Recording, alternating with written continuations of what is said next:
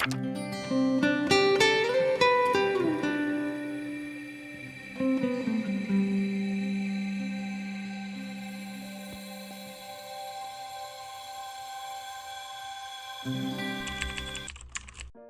cat's eyes sharp enough to kill a man.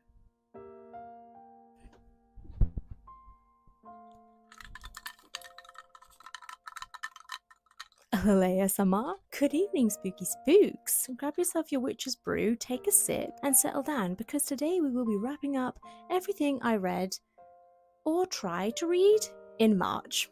Okay, take a sip. So in the month of March, I managed to read 7 novels and 1 poetry book, thereby completing my TBR challenge for March, and I wouldn't say it was an enjoyable month of reading, really. Wait, the cat wants to come in. Should you wish to enter, you may.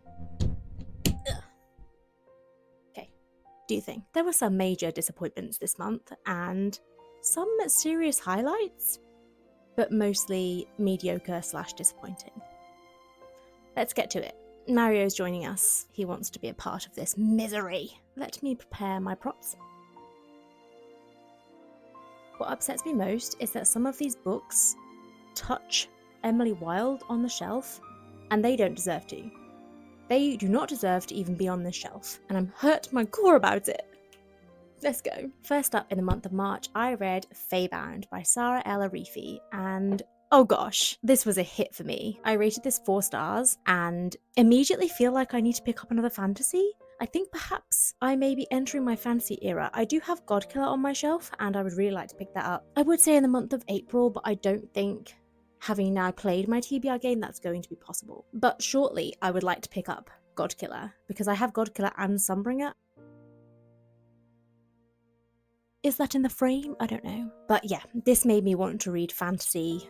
Not just fantasy, sapphic fantasy. Because the representation this was incredible. There was sapphic romance, there was gay romance, there was non-binary characters, there was polyamorous relationships. The representation was here, and I am here for it. It gave me a little bit of a more mature Philip Pullman's Dark Materials, in that you are bound to your fae, and if one of you dies, the other one dies. And if one of you suffers, the other one suffers. It was giving the same sort of connection that is prevalent in his Dark Materials, and I loved that aspect of that trilogy. I feel like I'm due a reread of that, actually. That's just unrelated, but that's a really good series. I think the reason why this isn't a 5-star is because I did find that I was a little bit more invested in Lettle's story than the main character, whose name I have completely forgotten. Yiren. Yeah, Yiren. Whoops. I love that Lettle was involved in divination. I thought that was so interesting. And I think that's probably because I like a witchy book and it feels very linked. But I was intrigued also to see where Lettle and Ryan's romance went because it was very ill-fated. And I'm hoping that the second book does bring more of that through. But as I got towards the middle and the end of the book, I did find myself more invested in Yiren's story too. I just think at the start, I was not interested. And I just wanted to hear about Lettle. I think I also really enjoyed her personality because she was quite punchy, she was quite fiery, didn't let anyone tell her what to do, and I don't know, maybe I just relate. Tell me why I didn't tab anything, but I made a note that there was a quote towards the end somewhere that said, "Sometimes violence is the only way to make a change," and I thought that that was unbelievably powerful, especially in today's society, and I very much enjoyed this. There is a second one coming, isn't there? Is this a duology or a trilogy? I don't know. I didn't do my research. I don't know my fruits. I don't know my duologies.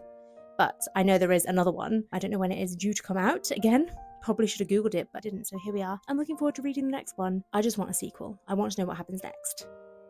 Anyway, 4 stars for Faebound.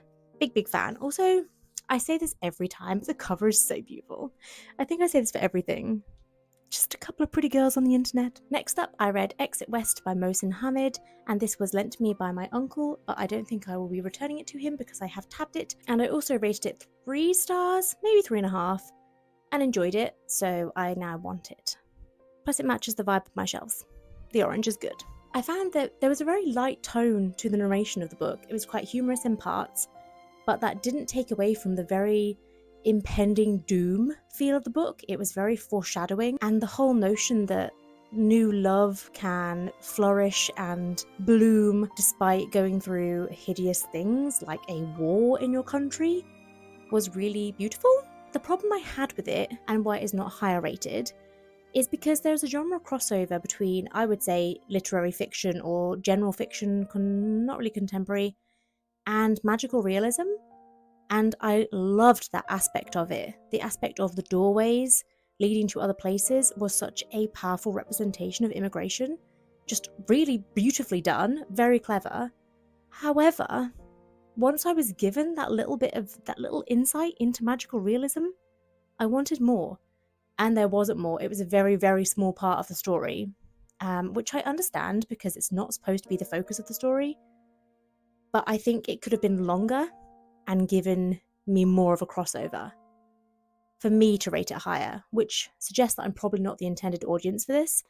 However, a very interesting read, very powerful, and I did really enjoy it. Some quotes for your fancy. First up, I thought this was a very profound thing to say about what our lives will become depending on where we are born. And it says, location, location, location, the estate agents say. Geography is destiny, respond the historians. Geography is destiny? I had to step away for a second and think, wow, check my British privilege, because I am lucky to be born where I have been born, and some people do not have that luck. Geography is destiny. I also thought that this quote on page 94 was very heartbreaking when it comes to immigration. She was, in a sense, killing him, but that is the way of things, for when we migrate, we murder from our lives those we leave behind. It's such an upsetting notion that you may never see these people again that you leave behind, these family, these friends, that you murder them from your lives was, wow. I tabbed a few more, but those were my two favourite quotes from the book. So I would highly recommend this one. Next up, I read And Then She Fell by Alicia Elliott, and this is a horror rooted in Native American myth and legend, and it is a wild ride. I rated it 4 stars. I read it mostly in hardback, but also a little bit in ebook format, and I was having a great time. I read this so quickly because I was just having a great time. It had all the elements of a horror that I just love. So throughout this book, the commentary on being a woman, on being a mother, is so deeply realistic and painful. So quite early on the book, we are on page 3. The quote is, "She saw the way men looked at her now, women too, as if she were land to claim, a rival to kill. She'd already resigned herself to the idea that her body was no longer hers, just flesh and bone on extended loan, bound to be collected by some man sooner or later." That is something else entirely. So in the next quote, Alice is struggling with her neighbour Megan, and she thinks that she is being racist, but nobody believes her. And she says, "Then it hits me. Here with these sorts of people, I am the problem, not Megan with her immaculate gift wrapping and perpetual white woman innocence. If she ever says or does anything that offends me, it's not her fault, it's mine for misunderstanding her." And additionally, when Alice is talking on those sort of situations where she feels like she is offended by something someone is saying and she's being dismissed so easily, she says of her husband, Steve, "Steve would wince as if I were pressing on a fresh bruise and tell me I was mistaken. Just like that, you're mistaken, like it was a period at the end of a sentence." Put this man in the bin. I looked through my other tabs and I think that they are too spoiler-filled to share, but the love between grandmother and granddaughter in this shook me, got me right in my feelings. My grandma is my bestest friend in the whole world. I value everything she says and does. And so I was tearing up at this in both eyeballs, in a coffee shop, in the city centre, because the way she speaks about her grandmother is so beautiful. And I won't read the quotes because it includes spoilers, but I really recommend this one. It was so profoundly beautiful and horrifying. It's a great read. 4 stars. Next up, I read The Invocations by Crystal Sutherland, and I rated this a whopping 5 stars. Oh, I haven't actually seen the back before. I took the dust jacket off straight away to read it. I think I've probably shown the cover of this so many times. But may we take a moment. The end papers as well. Wow. An absolutely stunning, horrifying, witchy book. It had everything that I enjoy in a horror.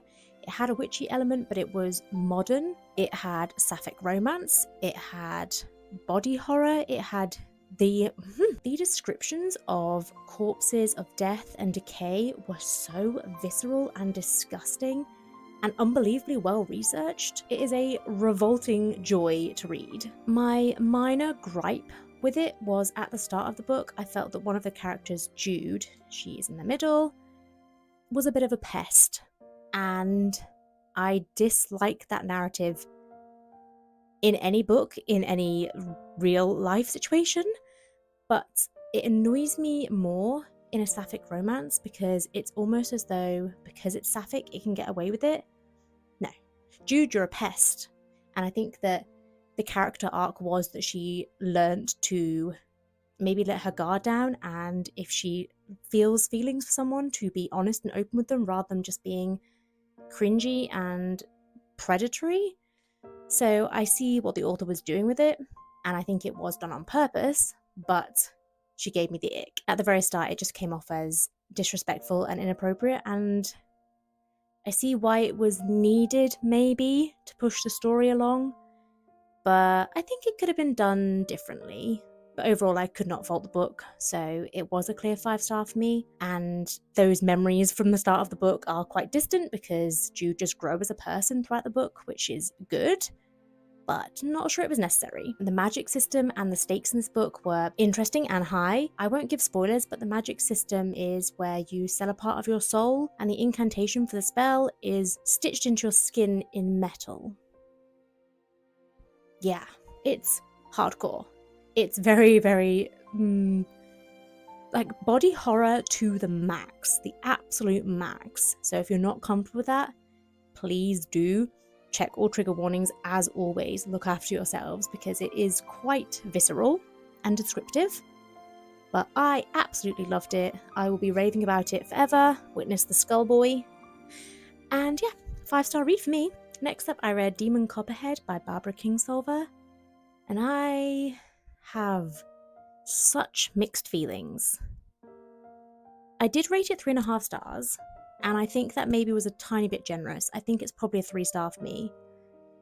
My issue with it was I enjoyed the first 20% and I enjoyed the last 20%.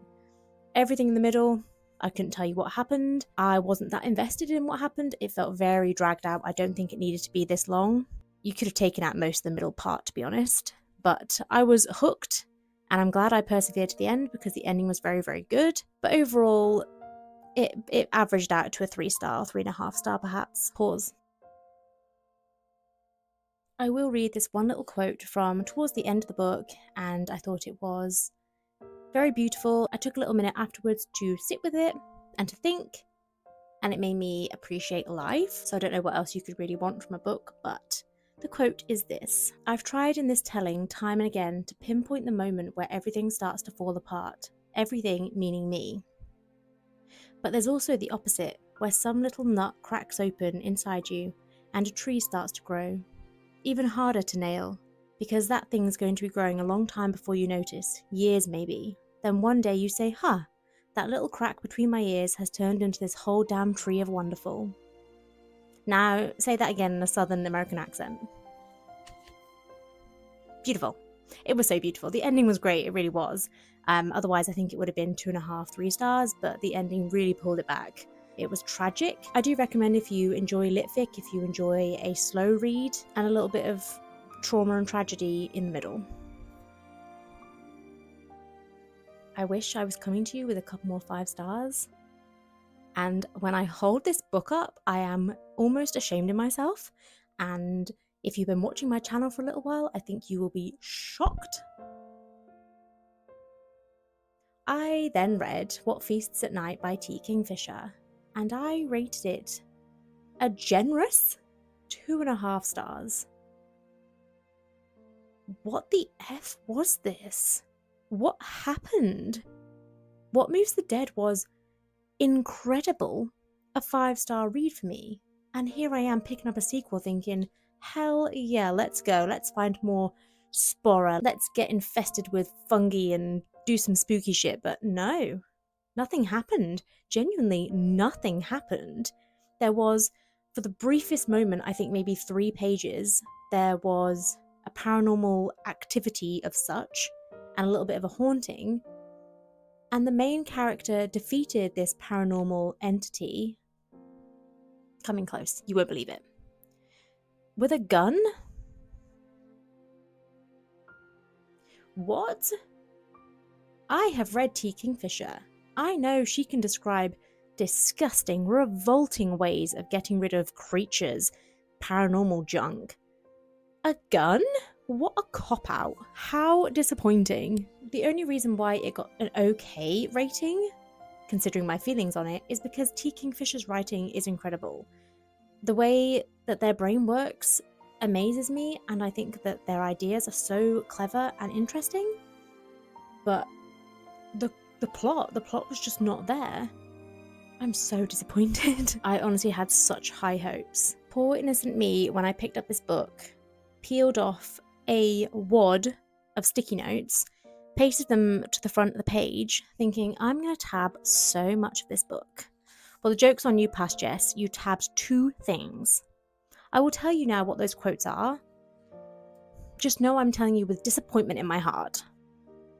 So first up on page 2, I was titillated because this quote got me thinking, ooh, we are in for a ride. Well, the quote was, if this was a fairy tale, it was the kind where everyone gets eaten as a cautionary tale about straying into the woods, not the sentimental kind that ends with a wedding and the words, and if they have not since died, they are living there still. And I thought, we are about to get into a cautionary fairy tale. Imagine my disappointment. So my second quote is towards the end of the book, where I said things picked up a little bit because the main character was haunted, possessed, I guess, and the description in true Kingfisher style was hideous in a really great way. So I will just read you the first paragraph. It's a very small paragraph, don't panic, of chapter 12, page 119. It was as if her skin was a canvas and someone had ripped the bottom half loose. Her lips, still smiling, slid downward, along with her chin and half her cheeks. Rags of bloodless skin curled back, revealing emptiness. I stared up into her skull, into a hollow cavern of bone that seemed to fill her entire face, the inside red and ridged and damp. Rank, loved it.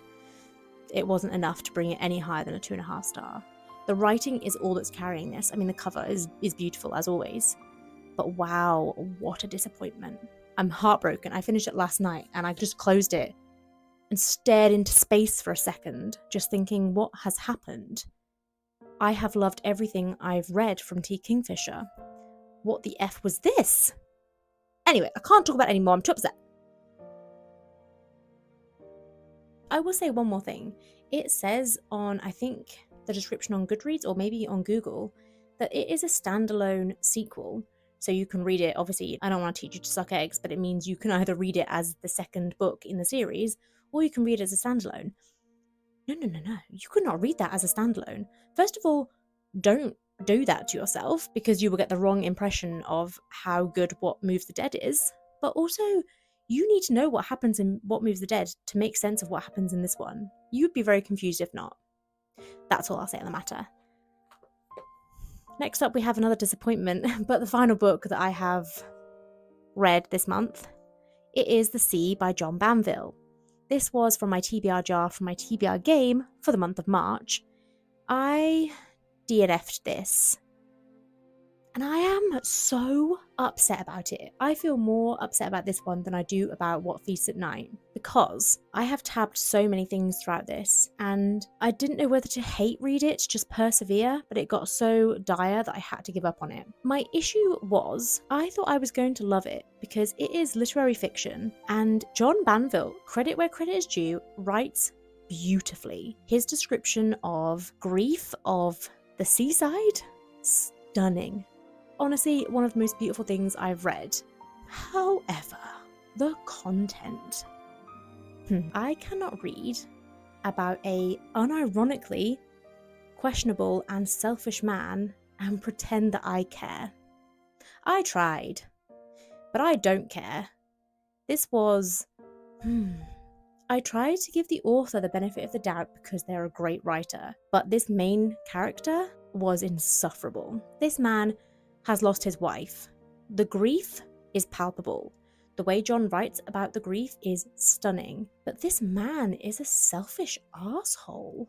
He has a grown daughter. We'll get to that in a minute because the way he describes her is disgusting, but he abandons her to go running back to his childhood seaside town and to dwell on his misery. He says, "Don't call me. I need to work through my grief." And she visits him because she's like, "Excuse me, Dad, I am suffering too." And he's like, "What is suffering?" And she is crying beside him on the sofa. Crying because she's lost her mother at 20-something. He doesn't know what age she is. He gives us 20-something. And he shouts at her. They have an argument while she is grieving the death of her mother. You are a parent, sir. You are a parent, no matter what age your child is. You have a certain responsibility. I get you're grieving too, but this girl has lost her mother. Show some respect. And I'm going to read you some of my favourite quotes, both beautiful ones and both ones where I wanted to tear the pages out and throw it across the room. Let me hit you with the beauty of it first. Talking of grief, this is beautiful. The kettle came to the boil and switched itself off, and the seething water inside settled down grumpily. I marvelled, not for the first time, at the cruel complacency of ordinary things. But no, not cruel, not complacent, only indifferent, as how could they be otherwise? Henceforth, I would have to address things as they are, not as I might imagine them, for this was a new version of reality. That is heartbreaking and so true. That feeling of how can the world just keep on going when I am falling apart, my life is falling apart, my life is over, my world is at a standstill, but the world is cruel, it just keeps on turning. It is indifferent, as he says, to my pain. Wow. That was beautiful. So after our main character finds out that his wife is dying, there is this passage of coming to terms with settling into life after you've been given that diagnosis. So I think they have just returned from the doctor's surgery where they've been given a diagnosis and they realise that his wife is dying. And the narrator sums up this feeling of embarrassment, yes, a panic-stricken sense of not knowing what to say, where to look, how to behave, and something else too that was not quite anger, but a sort of surly annoyance, a surly resentment at the predicament in which we grimly found ourselves. That's such a realistic and honest way of describing the situation. I can viscerally feel him being in that room and not knowing what to say to her because he doesn't want to fall apart because she's going through this, not him. But also annoyance. He's resentful because they had plans for an entire life together and it's now going to be cut short. Very powerful. And unfortunately, that's where the good ends. So I DNF'd at page 88 of about 250. I gave it a good shot, okay, but let me tell you about some of the problematic things I came across. I don't know whether this author dislikes women to the point of finding them gross, or whether he wrote a man that through losing his wife starts to resent women, but it seems like as a child he was the same, so I don't know if that ties in or if I'm just being too generous. I just think that he has written a gross man. This man does not like women. So first of all, we get introduced through the narrator to the narrator's daughter, Claire, 20-something. He doesn't know how old she is. And she is not beautiful, however. I admitted that to myself a long time ago. I cannot pretend that this is not a disappointment, for I had hoped that she would be another Anna, his wife. She is too tall and stark, her rusty hair is coarse and untamable, and stands out around her freckled face in an unbecoming manner. When she smiles, she shows her upper gums, glistening and whitely pink, with those spindly legs and big bum, that hair, the long neck, blah blah blah blah blah blah blah. Sir, do you even like your daughter? What a horrible way to speak about your child. He goes on to say she has the rueful, grimly humorous, clomping way to her that is so common to many ungainly girls. What an awful way to describe your daughter. What an awful way to describe any woman. Get in the bin, sir. Here is another daughter moment that made me deeply uncomfortable. So he is recounting of a time when his daughter, when she was young, 12 or 13, I suppose, and poised on the threshold of puberty. I barged in on her in the bathroom, the door of which she had neglected to lock. She was naked save for a towel wrapped tightly turban fashion around her head. She turned to look at me over her shoulder, blah blah blah blah blah, gazing at me out of the fullness of herself. Her breasts were still buds, but already she had that big Melanie behind. What did I feel seeing her there? I don't think I want to know. What a disgusting way to describe a child? Her budding breasts and her Melanie behind? Ew. What annoys me is, fine if this was what the character was supposed to be, we're supposed to be grossed out by him, but I don't think that's the case. I think we are supposed to pity this man and feel for him. I do not feel anything except contempt and disgust for you. This one's a real good one. So the character and his daughter have this argument where she is upset and grieving and he dismisses her entirely. And what his tactic is to essentially ignore her if she's being hysterical, because that is something I have always found with women. Wait long enough and one will have one's way. He is one. He is basically saying, if they're being dramatic and you ignore them, eventually they'll come around. I can't. Oh, I read on after that. If you want to be disgusted, here we go. So he is just turning over in bed. As I was heaving myself over in a tangle of sheets, I have never been able to cope with bedclothes. I caught a whiff of my own warm, cheesy smell. John Banville, get in the fucking bin. We're done. I'm donating. And to the poor sod that ever picks it up, I can only apologise. Woo! Okay, so those were the 7. Was it 7? 1, 2, 3, 4, 5, 6. Those were the 6 books I finished and the 7 book on the floor I DNF'd. Look, it was a average month, average to poor. I think some of those really pulled the ratings down because some of them were so disappointing. What Feast at Night was so upsetting to me because I knew I was going to love it. This is a shoo-in for being a 5-star. The Sea, as it currently sits on the floor, I started reading and thought, wow, this is going to be beautiful, profound commentary on grief. Wow, was I wrong. However, the Invocations, what a book. I believe that the author has another book coming out next year. I don't think it's on the same sort of subject, but I'm sure she has another book coming out. Either way, I will be picking up something by her in the near future because that was stunning. That was a great read. Exactly what I want for my horrors, witches and body gore. Lovely job. Thank you very much for joining me on this journey. It feels good to have got all of that rant out of me. I needed to get that hate off my shoulders, out of my chest, and into your ears. Sorry about that. I just hope you feel my pain. But yeah, as always, thank you so much for being here, for sharing this space with me, building this community with me. It brings me endless joy and I am very grateful. If you have any recommendations for witchy books, for horror books, for books written by women where there aren't disgusting men being disgusting in it, that would be great. But otherwise, I'll catch you in a video very, very soon. Thank you so much. Bye-bye.